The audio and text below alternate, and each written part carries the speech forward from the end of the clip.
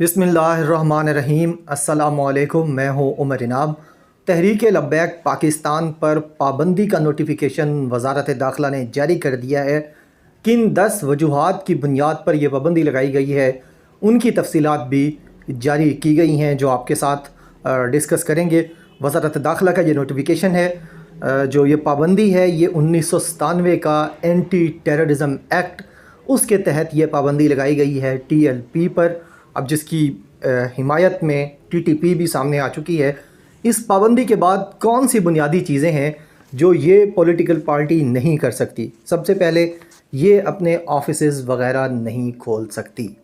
उसके अलावा अपने अकाउंट्स, इनके जितने भी अकाउंट्स होंगे वो सारे मंजमद होंगे, सीज़ किया जाएगा उन तमाम को, और गवर्नमेंट की जो है वो ओवरटेक करेगा उनको गवर्नमेंट। साथ फंडिंग नहीं कर सकते। अब ये पॉलिटिकल बेसिस के ऊपर अपनी पार्टी के लिए फंडिंग नहीं कर सकते, कैंपेन भी नहीं कर सकते। यानी ये नहीं है कि आपने ऑफिस तो बंद कर दिया है लेकिन आप डोर टू डोर कैंपेन करें, आप किसी जगह पर भी जाएं।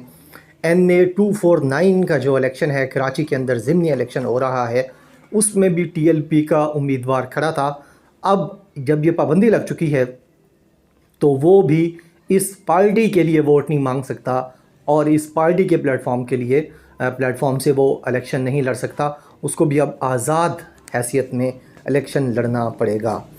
जो 10 वजूहात बताई गई हैं बड़ी सादा हैं, बड़ी आसान हैं, जिनकी बुनियाद पर यह पाबंदी लगाई गई है। और FATF के हवाले से ये अल्लाह का शुक्र है कि हुकूमत पाकिस्तान ने ये फ़ैसला किया है, क्योंकि जब ये इनके साथ मुतालबात चल रहे थे तो हुकूमत ने जो 4 अप्रैल से इनके साथ मुज़ाकरात मुसलसल चल रहे थे, नूरुल हक कादरी साहब जो फेडरल मिनिस्टर रिलीजियस अफेयर्स हैं पाकिस्तान के, उन्होंने ये कहा है कि 4 अप्रैल से इनके साथ मुज़ाकरात चल रहे थे, लेकिन ये जो प्लान था इनका 20 अप्रैल को नेशन वाइड एक मुज़ाहरा करने का, और हम इस वक्त रहमो करम पर हैं FATF के, और अगर हमारे हक़ में कहीं पर कोई गलत फ़ैसला आता है तो उसका बहुत नुकसान उठाना पड़ना था हम सब को। लिहाजा ये अच्छा फ़ैसला किया गया है। ये जो तमाम देखा हमने ड्रामा 3 दिन पूरे मुल्क के अंदर रोड्स के ऊपर जिस तरह किया गया, उसके बाद यह ज़रूरत आन पड़ी थी कि ये फ़ैसला लिया जाए जो हुकूमत ने लिया है। इससे पहले तो शायद इसकी ज़रूरत नहीं थी, लेकिन ये इन्होंने जब एहतजाज की कॉल दी साद रिजवी की गिरफ़्तारी के बाद, जो ड्रामा किया गया, उसके बाद ये ज़रूरी था। सबसे पहली वजह जो बताई गई है government of Pakistan interior ministry की तरफ से, वो ये है कि ये जमात दहशतगर्दी में मुलव्वस है और इसके सबूत रियासत पाकिस्तान के पास आ चुके हैं। इसके अलावा बात की गई है कि मुल्की अमन व अमान की ख़राबी की कोशिश की गई है इस जमात की तरफ से, यानी तहरीक लब्बैक पाकिस्तान की तरफ से मुल्की अमन व अमान को ख़राब किया गया है इस जमात की तरफ से। लिहाजा इन पर जो पाबंदी अब लगी है एंटी टेररिज्म एक्ट 1997, उसके तहत ये उसकी दूसरी वजह बताई गई है। पहली है दहशतगर्दी में मुलव्वस हैं, दूसरा मुल्की अमन व अमान की सूरत हाल ख़राब की है इन्होंने, तीसरी वजह जो बताई गई है वो ये है कि इंतशार फैलाया गया है जानबूझकर। एक मुनज़्ज़म मुहिम के तहत पूरे मुल्क में इंतशार फैलाने में ये जमात मुलव्वस है, जिसकी बुनियाद पर इन पर पाबंदी लगाई जाती है।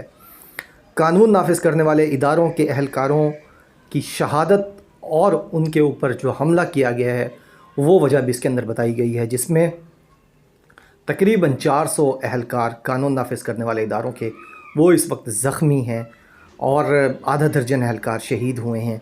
तो ये जो कानून नाफिज करने वाले इदारों पर हमला है और उन अहलकारों की शहादत है और उनके ज़ख्मी होना जो है, ये इसको भी इनके ऊपर जो पाबंदी लगाई गई है उसमें शामिल किया गया है। फिर इसमें जो 5वीं वजह बताई गई है वो ये है कि मासूम शहरियों पर भी हमले किए गए हैं तहरीक लब्बैक पाकिस्तान की तरफ से, और इन पर पाबंदी की एक वजह ये भी है। 6ठी वजह जो बताई गई है वो है नफ़रत का फैलाव, यानी कौमी इदारों के ख़िलाफ़, chief executive of the country के ख़िलाफ़ और बाकी लोगों के ख़िलाफ़, मुल्क के ख़िलाफ़, वफाक के ख़िलाफ़ नफ़रत फैलाई गई है और ये एक संगीन जुर्म है। ये भी बुनियाद है इनके ऊपर पाबंदी की। ایک اور وجہ جو ہے وہ یہ ہے کہ اسٹیٹ افیئرز میں رکاوٹ ڈالی گئی ہے، یعنی جتنے بھی ریاست کے کام ہیں اس کے اندر تحریک لبیک پاکستان کی جماعت، ان کے لیڈران اور ان کے کارکنان کی طرف سے اس میں رکاوٹ ڈالی گئی ہے، اور یہ ان کے اوپر پابندی کی 7ویں وجہ ہے۔ ایک اور وجہ بتائی گئی ہے کہ انہوں نے ریاست پاکستان کو، ریاستی اداروں کو، وزیر داخلہ کو، وزیر اعظم کو، صدر پاکستان کو، تمام بڑی شخصیات کو دھمکیاں لگائی ہیں، ان لوگوں نے نقصان پہنچانے کی کوشش کی ہے، یہ بھی ایک وجہ ہے۔ اس کے علاوہ جو وجہ بتائی گئی ہے وہ یہ کہ پبلک اینڈ گورنمنٹ پراپرٹیز کو نقصان پہنچایا گیا ہے، جلایا گیا ہے، لوٹا گیا ہے، توڑ پھوڑ کی گئی ہے، یہ بھی ایک وجہ بتائی گئی ہے تحریک لبیک پاکستان پر جو پابندی ہے۔ سیکنڈ لاسٹ جو ہے وہ یہ ہے کہ ضروری جو ہیلتھ سپلائیز تھیں ہاسپٹلز کو، جو ضروری اشیاء پہنچائی جانا ضروری تھا، آپ نے دیکھا تھا کہ بہاولپور میں بھی ایمبولنس کو روکا گیا، ہاسپٹل نہیں جانے دیا گیا، لاہور میں بھی روکا گیا۔ جو ہسپتالوں کے اندر آپ کیونکہ کووڈ کے جو مریض ہیں ان کے لیے آکسیجن پہنچائی جاتی ہے، ویسے بھی ہاسپٹلز کے اندر آکسیجن کی سپلائی کی جاتی ہے، آکسیجن سلنڈرز کی، تو وہ روکے گئی ہیں ان کی طرف سے۔ اس کے علاوہ بھی جو ضروری اشیاء ہسپتالوں کی ہوتی ہیں ان کو بھی روکا گیا ان لوگوں کی طرف سے۔ جب یہ روڈز بلاک کر کے بیٹھے ہوئے تھے، ان سے ریکویسٹ کی گئی کہ احتجاج کرنا آپ کا حق ہے، پرامن احتجاج کیجئے، راستوں کو بند نہ کیجئے، ایمبولنسز کو جانے دیجئے، مریضوں کو اور غریب شہریوں کو تنگ نہ کیجئے، ریاستی اداروں پر اور قانون نافذ کرنے والے اداروں پر تشدد نہ کریں۔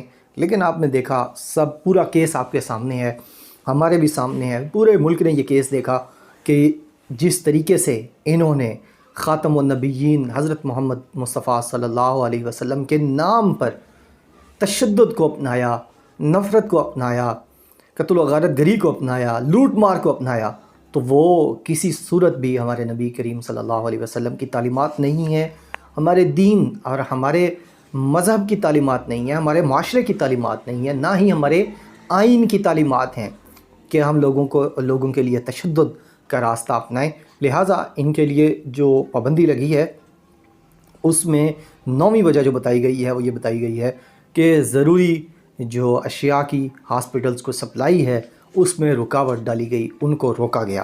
اور 10ویں اور آخری وجہ جو بتائی گئی ہے وہ یہ ہے کہ شہریوں میں خوف و ہراس پھیلایا گیا ٹی ایل پی کی لیڈرشپ کی طرف سے، پوری جماعت کی طرف سے، پورے کارکنان کی طرف سے، اور یہ وہ 10 وجوہات ہیں جن کے اوپر غور کیا گیا پہلے گورنمنٹ آف پنجاب کی طرف سے، پھر گورنمنٹ آف پاکستان یعنی فیڈرل گورنمنٹ کی طرف سے اس پہ غور کیا گیا، پھر فیڈرل کیبنٹ میں یہ سارا ڈیسائیڈ ہوا، پھر اس کے اوپر وزارت داخلہ نے بھی سارا اس کے اوپر ہوم ورک کیا، اور پھر جا کے یہ ڈیسائیڈ ہوا کہ ہاں ایسی دہشت گرد اور خوف و ہراس اور اشتعال پھیلانے والی جماعت پر پابندی لگنی چاہیے۔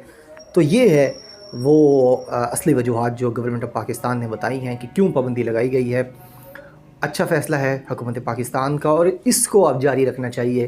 یہ جو ڈنڈا پکڑا ہے حکومت پاکستان نے، یہ تمام لوگوں کے لیے ہونا چاہیے، بلا تفریق ہونا چاہیے، کہ اس میں کوئی سیاسی، مذہبی، لسانی، کسی قسم کی قومی تفریق نہیں ہونی چاہیے۔ بلا تفریق سب کے لیے ڈنڈا چلایا جائے، چاہے وہ جرنلسٹ ہوں، چاہے وہ جو بھی ہو، یعنی جو بھی ریاست کے کام میں 2 نمبری کر رہا ہے، بدمعاشی کر رہا ہے، اس کو سیٹ کیا جانا چاہیے اسی طریقے سے۔ بہت شکریہ، اللہ حافظ، پاکستان زندہ باد۔